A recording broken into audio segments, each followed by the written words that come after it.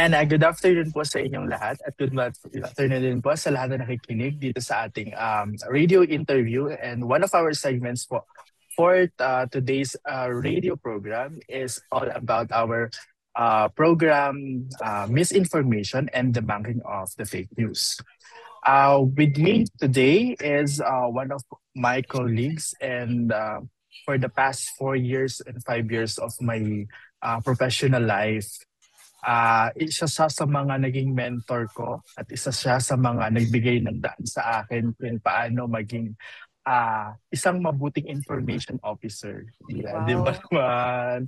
Okay, let me allow to welcome everyone, Mrs. Maricel Grace Gomez. Hi, ma'am. Good afternoon. Hi, good afternoon, Glenn, at good afternoon po Yeah. sa lahat. Yes, Ayan good po, na afternoon po. nakikinig ngayon kasi parang nasa on-air tayo. Yes, naka-on air Okay. tayo during our radio program today. Ma'am, Yes. can you give us some of your exciting and fun fact about you? And also let you introduce yourself na lang siguro, ma'am. Go Okay. ahead So po. exciting. Exciting and fun Yes. fact about me. What's so Yes. exciting about me? Foremost, so as you've mentioned, I'm Marcel Grace L. Gomez, and I am with the Pantawid since 2011. So today is 2025 na po. So almost 15 years in the program. And I started at the DSWD Regional Field Office 2. And then in 2015, I assumed office here at the NPMO, National Program Management Office, at the DSWD Central Office, no, as a division chief. So when I was at the regional office, I was the regional program coordinator overseeing the implementation of and management of Bantawid Pamilyang Pilipino program in the field office too, in almost all areas of the field office except for Batanes, because at that specific time, Batanes has, a very high HDI, or the Human Development Index, as they said, no? So although there are some pockets of poverty, but still the people there are able to, sustain their living. Parang ganon. So it would be hard to, implement Pantawid in Batanes at that time because of the administrative and logistical costs. Mas mahal pa kung tutuusin. Okay. But anyway, just recently naman, Batanes ay na-cover na. So going back to me, no? So I'm Maricel Grace Gomez. As mentioned, I am 15 years already in the program, almost 15 years. And in that 15 years, I have handled the family development division for almost how many years? Almost 10 years. No, and recently I was reassigned here at the grievance redress division. So the family development division, if I may just to share a bit, no, it's actually the psychoeducational component of the program. It is where we inculcate the important values, okay, Filipino values at that, no, to our Filipino families, specifically to the parents, and of course cascaded to their children and other family members. And not only important values, but we also impart, or share with them some of the recent events, okay, or any information that are really necessary for their survival, that they should know, no. So ayun po, also some skills. So almost we tackle the knowledge, the attitude, the values, and the skills of, the Pantawid Pamilyang Filipino program. So anything under the scorching heat of the sun, for as long as these are relevant topics and information, then we cascade it to them through the family development sessions. And that's what we're actually looking into at the family development division. And then, of course, at the grievance redress division naman, where I am now, currently handling the GRD, we actually look into the grievances and the concerns. Grievances, um, complaints or concerns that are actually elevated to us, no. It does not mean kasi na when you say grievance redress division, the GRD, it means all grievances. Of course, there are also not so grievance, but just some concerns, no, that are actually being elevated to us by our partners, not only by beneficiaries, but also there are some partners, other stakeholders, okay, that have concerns about the program. So, in short saying, the grievance redress division, it is where we box the imperfections of the program. Now, of course, we admit that there's no agency, there's no program that is so perfect. Of course, we still have flaws, but we continuously evolve and develop, no? And find ways in really recalibrating all of our processes and find solutions through policy development, program development, capability building, monitoring and evaluation, even research in those sorts. So, ayun po. I'm married pala. For my personal, for the personal aspect, I am married and I have three kids. Only three kids, and I have one husband. For my three kids, I have already a dentist, full-fledged, and then the second born is a doctor of medicine, and the third one will be a future fashion designer. Wow. I am also a part-time professor since time immemorial. So I started teaching in 2000 to 2011 as full-time. And until this time, I did not disengage from the academy because it's my first love. So I love Yeah. teaching. I teach at the graduate school and even at the undergraduate levels in the different courses, but also focusing on the social work and other behavioral and social sciences like public administration at that at both at the undergrad and the graduate school level. So that's all about me. I love reading, I love dancing and singing and watching Netflix. Oh, di ba? Yeah. Pang ano to ah. Yeah. Napaka-overwhelming naman, Mrs. G, ng iyong credentials and also your professional life inside and outside our working environment. So as we go to for this interview po, we go back to our objectives and rationale of why this program encapsulated the importance of information and debunking the fake info about our program to our program beneficiaries. In the Philippines, ma'am, the spread of fake news and misinformation is a big challenge for us, for our Yeah. staff, for the program, for the community, and for the household we serve in po. And then that's why this radio program is here to help fight back against these false stories po. And we'll share straight and true information from official sources like the SWD, Facebook pages, and other digital platforms to Yeah. understand what is real and what is not. We'll break down po the complicated government rules into simple, easy to follow so the programs can tell the difference between truth and lies. To give you the perspective of the objective of this program, I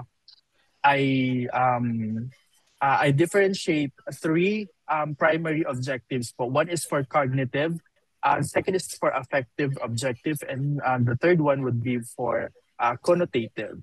For the cognitive objective of this radio program, beneficiaries will acquire the ability to discern authentic sources, dates, amounts, and associated with four-piece services and the benefits they are going to receive as necessary action po to be taken.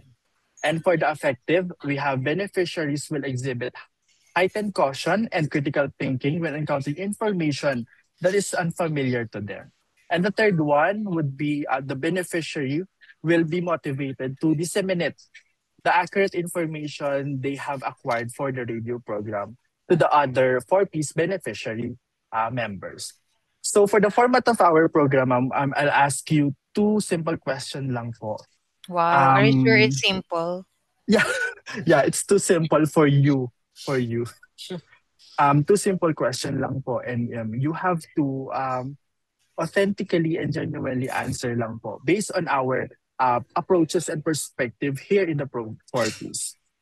Okay. Okay, for the first question, ma'am, can you clearly explain the specific policy or rule that prohibits the Forties beneficiaries from displaying political stickers, representations, and what are the underlying reason or goal for these restrictions? Um I'm not really very certain of that specific policy, but as far as I can remember, and if my memory serves me right, during the old times in the Pantawid Pamilya, not so old times, maybe like before 2015 or after that year, we had this bawal ang epal, if that is the correct term still carried on today. Bawal ang epal. Ibig sabihin, so that's actually a campaign that we use in the Pantawid Pamilyang Pilipino program before, during, and maybe even after, certain election. Kasi dito po, we are supposed to be, well, for the workers per se, we're supposed to be apolitical, neutral for that matter, no? Not siding anyone. But we just open the minds, okay? We raise the consciousness, we provide information and raise consciousness of the people relative to the leaders who could be voted. Should they have the right attitude? Or do they embody the qualities of a good leader? Yung mga ganun lang. So, hanggang doon lang sa level na yon. And for the beneficiaries, we also highly encourage na ano din na, not to influence po kung tama po yung kuha ko sa inyo, no? So, wala pa akong naalala na merong campaign na nangyayari sa mga any Pantawid Pamilya activities, specifically sa mga payouts, sa ano po natin, sa ating FDS and other related activities. But what I can vividly remember is that through the FDS, for example, and in its different platforms, for example, we have the FDS on air, yung radio and TV, and then sa Facebook and other modalities for that matter. Ayun, yung binabanggit ko kanina, we provide them the right information. We heighten their awareness as to kung sino-sino ba yung mga uh, not even identifying who pero kung sino yung pwede nilang iboto based on certain qualities of a good leader. Parang ganun lang po siya. So, yun po. Kasi ang programa, sabi ko nga, we're not siding anyone here, no? Parang apolitical lang tayo. Ganon. Kasi lahat naman ay, of course, partner natin at lahat ay sumusuporta sa programa. That's as far as I can remember. Okay, ma'am. Thank you so much, ma'am. Based on your answer po, you probably established the factual basis of what our program approach, and this consists of how we understand the intent of how we will be going Mm. to differentiate the factual information versus the representation of our political environment. This could also prevent coercion or maintain our neutrality Yes, between the oo. both of us. Okay. For the last and the second question, ma'am, I hope this gives you something extraordinary.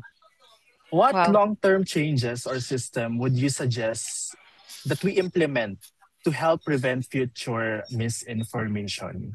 Ayun, napakaganda na yan, ano, to help prevent future misinformation. Actually, ano yan eh, that's very relevant, if I may say.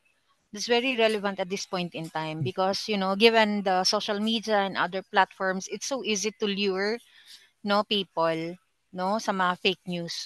Kaya sa FDS, I remember we made the module para po sa digital literacy, no?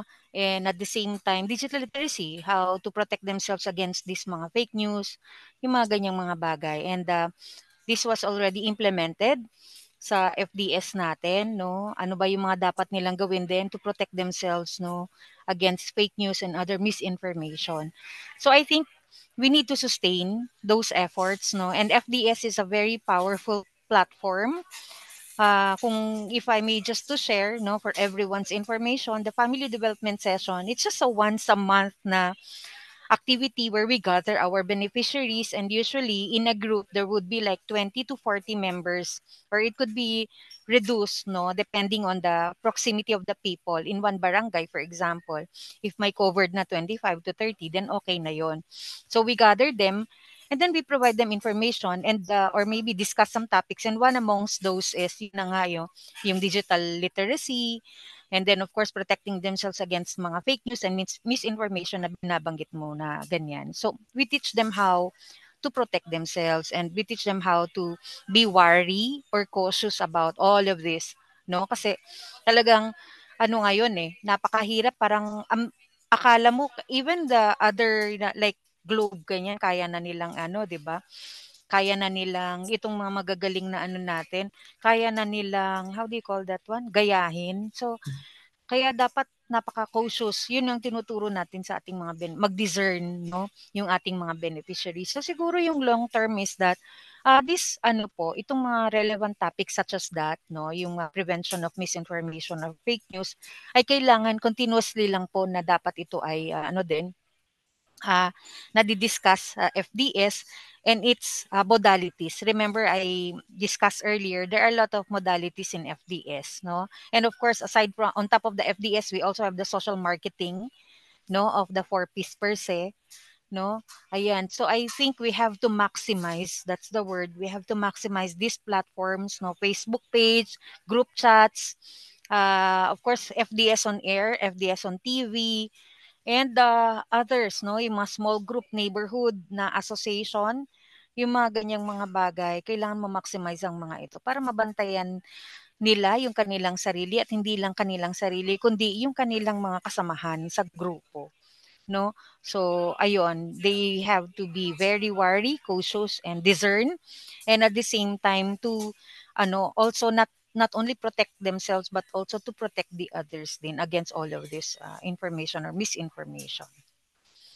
Yun siguro para sa akin na yung isa sa mga and then of course siguro din maganda din na this will form part of the researches to be conducted, like maybe a random or a rapid assessment can be done about this, no, on misinformation or disinformation, however you call that. Ano ba yung mga sources, ano yung mga effects, bakit sila yung mga ganung mga bagay. It could be, well, part of hindi man exactly na ito talaga yung focus ng research, but it could be through spot checks maybe, na baka pwedeng isingit yan na agenda, na kasi baka kasi meron dyan sa ating mga beneficiaries, although I don't have the data, pero baka may mga ilan-ilan din na nabibiktima sa ganito po, no? Na disinformation or misinformation. Kaya nga meron din tayo dito sa programa, ni-launch natin dito, tamang impormasyon. I'm not really very familiar with that, pero maganda yun na sinasabi natin na sa tamang lang po tayo maniwala, sa tamang platforms, no? Na maniwala, no? Kasi naglipanan na po ngayon ng mga fake news po. Yung ganung mga bagay. Or sa municipal link lang po tayo magtanong. Kasi ito po yung mga persons in authority natin relative to Pantawid Pamilyang Pilipino Program implementation. So kumbaga sa city or municipal level, andyan na yung ating mga workers on the ground, no? Social welfare assistants, city municipal links, and others po na pwede nilang pagtanungan at hindi kung kani-kanino. So when in doubt talaga, these are our authorities, no, on the ground na pwede nilang lapitan at pagkuhanan ng tamang impormasyon. So aside doon sa binanggit kong FDS and its modalities, ito din, nothing no harm. No harm naman yon. At least mas maganda na pumupunta sila o lumalapit sila sa mga taong mapagkakatiwalaan at makakapagbigay ng tamang impormasyon sa kanila katulad ng ating mga city municipal links and others. Ngayon po. Ayan. Thank you so much po, Mrs. Gomez, for that very wonderful answer po. And that would create us a big perspective po na we have to systematically and proactively craft a communication strategy that would benefit both of us, the program and the beneficiaries. Yeah. And for now, alam namin ma'am na marami pa tayong dapat talakayin sa mga oras na ito. Pero our time po ay hindi po masyadong nakikisama sa atin. So we have very limited time. For Yeah. now, magpapaalam po muna tayo ngayon. At Okay. we'll see you next week for our new episode. Again, I am Glenn Thank Purillo you. and with our guest today, Mrs. Maricel Grace Gomez. Thank you Thank po. you. Thank you, everyone. Thank you, Glenn. Thank you.